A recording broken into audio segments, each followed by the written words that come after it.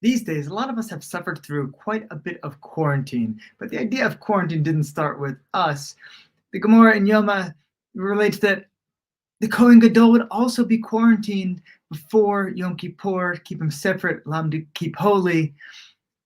And on Daf 3 of Yoma, it reports that this didn't even start with Moshe. This didn't even start with the Kohen Gadol, that Moshe also did quarantine before going up to meet with God. And says, how do we see that? We see on Shavuot that he goes up into the cloud for 6 days. On the seventh day that God called Moshe. So we see that Moshe had to quarantine. Moshe had to be on his own for this period of 6 days before going and having this one-on-one with God on Mount Sinai.